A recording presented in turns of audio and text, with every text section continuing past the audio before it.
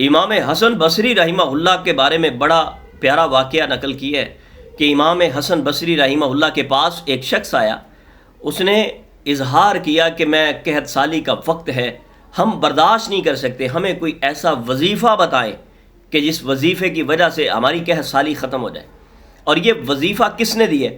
آپ عام طور پر جو وظائف لیتے ہیں وہ وظائف کوئی دنیا کا انسان کا اپنا مجرب وظیفہ ہوتا ہے، وہ کہتے ہیں یہ وظیفہ کرو، ہمیں اس پہ بڑا اعتماد ہوتا ہے، اور یہ وظیفہ جو ہے یہ اللہ تبارک و تعالیٰ کا دیا ہوا وظیفہ ہے۔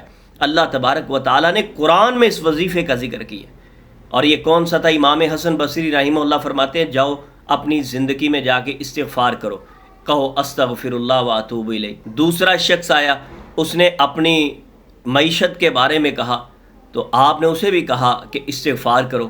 تیسرا شخص آیا، اس نے اولاد کے بارے میں، اس نے تنگ حالی کے بارے میں بات کی تو امام حسن بصری رحمہ اللہ اسے بھی فرمانے لگے کہ جاؤ استغفار کرو۔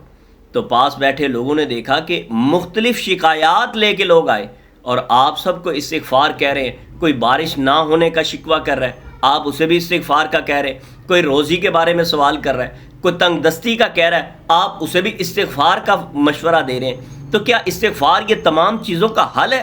تو امام حسن بصری رحمہ اللہ نے کہا کہ میں نے کون سا کوئی اپنی طرف سے یہ وظیفہ دیا ہے، میں نے تو اللہ کا دیا ہوا یہ وظیفہ آپ کو بتلایا ہے، میں نے تو اللہ کی بتائی ہوئی بات آپ تک پہنچائی ہے۔ اللہ نے قرآن میں کہا ہے فَقُلْتُ اسْتَغْفِرُوا رَبَّكُمْ إِنَّهُ كَانَ غَفَّارًا يُرْسِلِ السَّمَاءَ عَلَيْكُمْ مِدْرَارًا وَيُمْدِدْكُمْ بِأَمْوَالٍ وَبَنِينَ وَيَجْعَلْ لَكُمْ جَنَّاتٍ وَيَجْعَلْ لَكُمْ أَنْهَارًا۔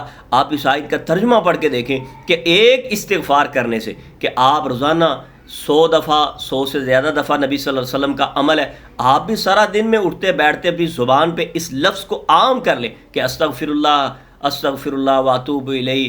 اس استغفار کی وجہ سے کتنی فراخی ہوگی کہ آسمان سے بارش ہوگی، مردہ زمین زندہ ہوگی، اور آپ کے لیے اناج نکلے گا، اور قحط سالی ختم ہوگی۔